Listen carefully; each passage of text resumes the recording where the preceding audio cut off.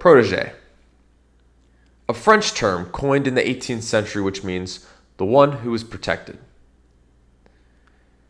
A protege is someone whose development is guided by a much older or more experienced person. It is more than an interaction. It's a relationship. Sometimes that relationship is not formally created. Sometimes it only lasts for short periods of time. Many instances, it is the value and potential seen in the protege that inspires the mentor to become fully intertwined with the success of another person. A great cinematic example of this is Rocky Balboa and Mickey Goldmill. You have a young Rocky who is hungry and wants to be the heavyweight boxing champion of the world, stumbles across his local gym in the middle of Philadelphia and meets Mickey Goldmill, the trainer there. Mickey Goldmill becomes attached to Rocky. And in his training, he says to Rocky, "You're going to eat lightning and you're going to crap thunder." Mickey goes on to be in Rocky's corner until his death, seeing him accomplish things that he saw when he first walked into that gym. Another fantastic example is John Keating, played by Robin Williams, and his English class in Dead Poets Society. One of the scenes, he's teaching his class about writing a poem. And he says, "I sound my barbaric yawp over the rooftops of the world." And this teaching allows Todd Anderson, played by Ethan Hawke, to embrace his inner poet during a time of social anxiety. He was not able to have the capacity to stand up in front of a group of people and recite a poem that he didn't even think he could do himself. But Robin Williams in this film pulled it out of him, and it was one of the most beautiful scenes in the history of movies. The reality, though, is life is not as simple as the movies.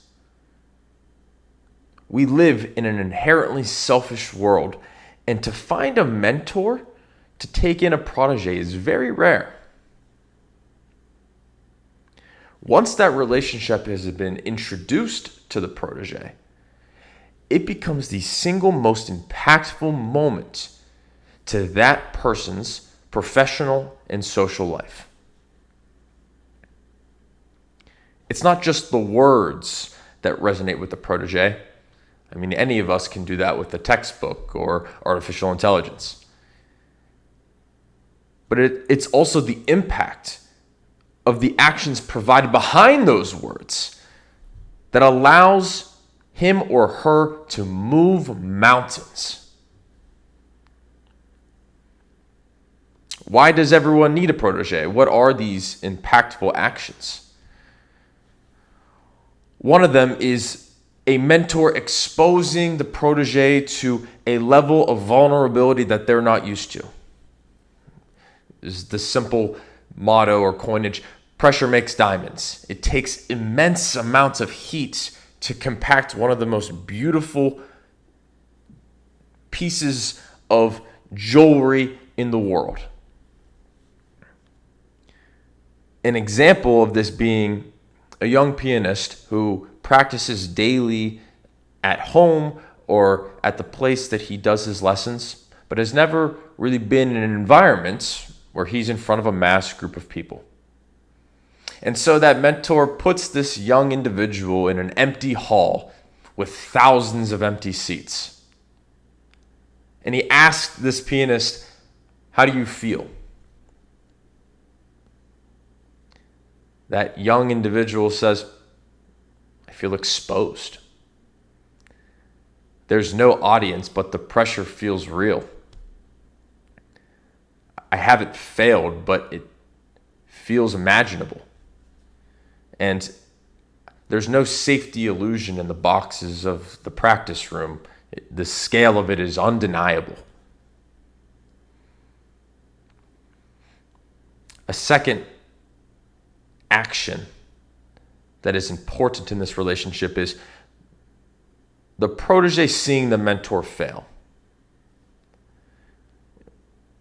We look at our mentors and how amazing and professional they are at what they do, and we only think, man, I wish I can just be at that level of expertise. And sometimes it feels out of reach because of how good they are at that moment in time where we have just started. The protege, in the setting of the mentor failing, allows them to learn from it, not shielded by it. Seeing failure overcome by someone you respect gives you the confidence to do the same thing. Lastly, mentors provide proteges a sense of level-headedness. Think of a basketball player doing free throws at practice, and the coach says to this player, you have to make these next 2 free throws, and if you do, practice ends. If you miss one, the whole team has to run again. That puts an immense level of pressure on this player, different than just walking up and doing free throws and moving on with the practice. No, this is to end the practice. It puts the physical nature of it in the hands of one person. And in this scenario, the player misses the second shot, and the team has to run laps. And after that practice, this player is perturbed, he's frustrated, he's down on himself because he let his team down.